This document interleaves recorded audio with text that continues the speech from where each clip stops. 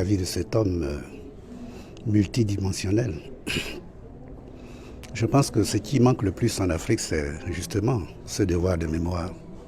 Nous avons vite fait d'enterrer les personnes qui ont contribué à asseoir notre être. Félix Houphouët-Boigny, ce n'est pas pour être dans la flatterie basse, mais c'est un homme de vision.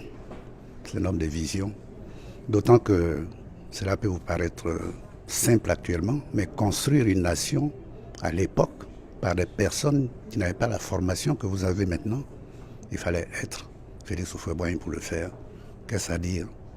C'est-à-dire que ce monsieur, déjà au lendemain de la guerre de 1946, envoyait près de 146 élèves ivoiriens en France en pensant à l'indépendance. On lui a reproché de ne pas vouloir l'indépendance.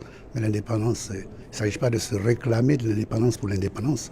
Il faut avoir l'indépendance avec des personnes formées pour assumer l'indépendance.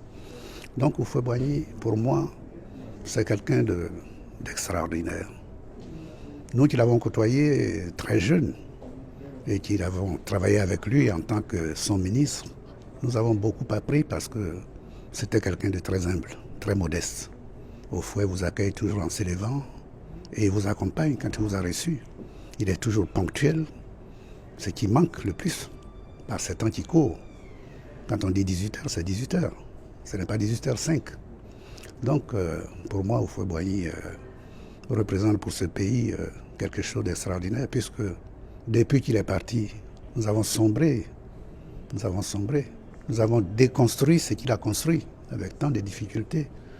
En ce qui concerne le secteur qui est le mien, l'éducation nationale, je ne vais pas être critique parce que c'est un monde nouveau, mais je n'ai pas le sentiment qu'aujourd'hui, l'approche de l'éducation nationale est conçue de manière qu'il y ait un dialogue permanent avec les jeunes dont on a la formation. Former ne veut pas dire endoctriner. Former ne veut pas dire embrigader.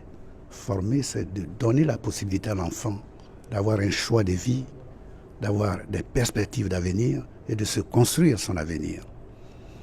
En tous les cas, je pense que l'initiative que vous avez prise d'interroger des gens qui ont côtoyé Houphouët-Boigny pour vous permettre à la jeune génération de vous projeter dans le futur à partir du présent que vous vivez est une belle initiative et je vous en félicite. Comment s'est faite la rencontre entre vous et le président Houphouët-Boigny? Oh, une longue histoire. Moi, je connais Houphouët depuis l'âge de 4 ans. Mais ma première rencontre en tant que personne adulte, c'est lorsque j'ai fini ma sixième à Daloa en 1953. Il était venu pour inaugurer le monument aux morts avec le gouverneur Mesmer. Et c'est là où je l'ai rencontré, au mois de juin. Et à partir de là, j'ai gardé le contact avec Houphouët-Boigny jusqu'à la fin de mes études, parce que sans fausse modestie, je n'étais pas un mauvais élève. Et ce qui l'avait frappé, c'est qu'il y avait 2 classes de 6e, 60 élèves, et j'étais tout petit, j'étais le plus petit, mais j'étais le major de la promotion. Ça l'avait frappé, et depuis cette époque-là, il m'a suivi pendant toute ma scolarité. Mais la deuxième rencontre vraiment lucide, c'est quand je suis rentré à Normal Sup, où Houphouët m'a reçu chez lui et m'a dit « Mon fils, vous m'avez fait honneur, Senghor n'a pas pu intégrer Normal Sup, vous venez de le faire, je suis très fier de vous. » Quel type de chef d'État était-il? Quand il vous a nommé ministre, c'était un président qui était dans le dos de ses ministres, il vous faisait confiance pour gérer le dossier qu'ils avaient confié. Mais Houphouët-Boigny avait pris le ministère lui-même. Houphouët-Boigny avait pris le ministère après Lorignon Guédé, qui a été nommé ministre le 4 janvier 1970 et qui en est sorti au mois de juin. Et Houphouët a pris le ministère pendant 8 ans, j'étais directeur général d'enseignement. Donc on a vu à travailler. Quand il avait le ministère à sa charge, il a vu la complexité du ministère. Et je vais vous faire un aveu. Houphouët n'a pas voulu signer un seul papier. Il m'a dit, mais ce ministère-là, il y a trop de papiers là-bas. Et lorsque j'ai été nommé, écoutez, il fallait rattraper les 8 mois pendant lesquels il a été ministre de l'Éducation nationale. Donc j'ai eu à travailler avec lui avant que moi-même je devienne ministre de l'Éducation nationale. Et ensuite, j'étais déjà rentré au bureau politique en 1970, donc j'assistais à toutes les réunions du bureau politique.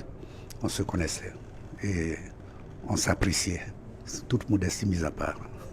Houphouët-Boigny était, vous avez dit, une personnalité atypique.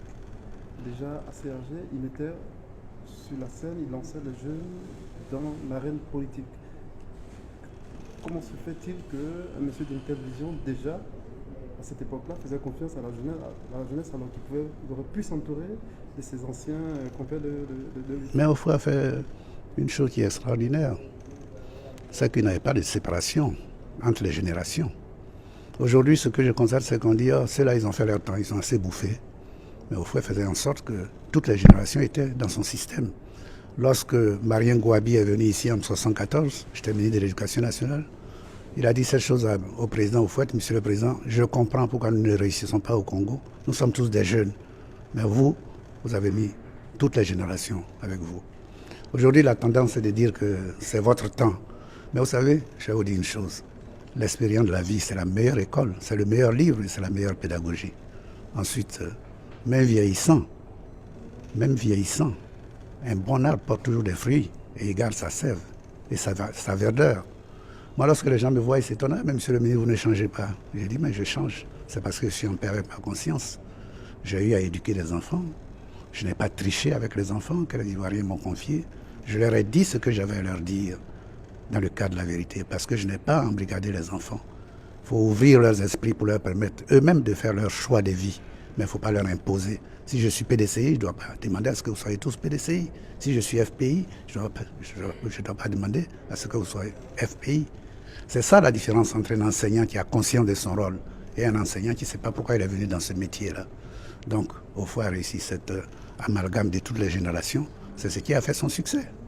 C'est ce qui a fait son succès. Je crois que c'est ce qui manque aujourd'hui.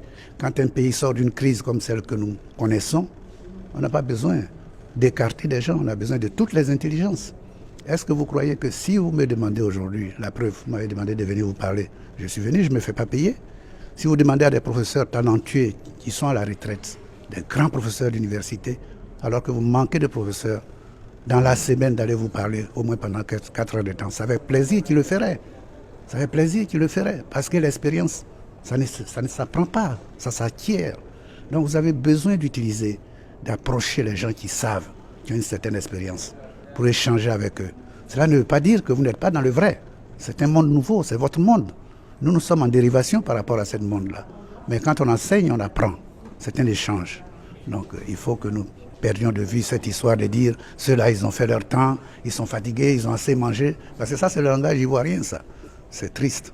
Ça n'élève pas, ça rabaisse. Il faut qu'on grandisse un peu. Dernière question, monsieur le ministre.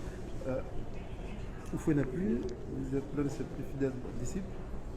Il y a un thème générique que dont tout le monde se prévoit aujourd'hui, le houphouëtisme. Est-ce que vous pouvez nous expliquer concrètement ce qui signifie? Vous savez, le houphouëtisme, c'est un état d'esprit. J'ai fait la différence entre houphouëtisme et houphouëtien. Houphouëtisme, c'est au niveau de la pensée. Houphouëtien, c'est au niveau du style de vie. C'est-à-dire que vous pouvez marcher comme Houphouët, mais ça ne veut pas dire que vous pensez comme Houphouët. C'est au niveau de la pensée. Et beaucoup de gens se réclament d'Houphouët, c'est vrai. Houphouët est tellement énorme que personne de nous ne peut dire qu'il est le détenteur de toute la pensée. Chacun de nous prend un petit côté et puis il dit: je suis houphouëtiste. Mais il y a tellement de choses qui nous échappent. C'est la conjonction de cette diversité qui fera la force de la pensée d'Houphouët. Et c'est comme ça que nous ferons le reflet de ce qu'il est. Il faut que, au lieu de nous diviser, nous devons nous rassembler. Et c'est pour ça que j'ai donné tout à l'heure, non pas tout à l'heure, dans le journal, la dernière fois, lorsque j'ai fait une interview, j'ai dit que l'houphouëtisme, c'est la maison d'Houphouët qui est à Yamoussoukro. Dans cette maison, il y a un grand salon. Il y a plusieurs chambres. Les partis houphouëtistes sont dans les chambres différentes. Mais lorsqu'on veut parler de la maison, de la fondation de l'houphouëtisme, on descend tous dans le grand salon. C'est là où, en mettant ensemble notre perception d'Houphouët, nous serons dans le vrai. Donc, houphouëtisme, ce n'est pas une mode. Il ne s'agit pas de dire je suis houphouëtiste pour dire je suis houphouëtiste. Il s'agit que ça corresponde à une réalité.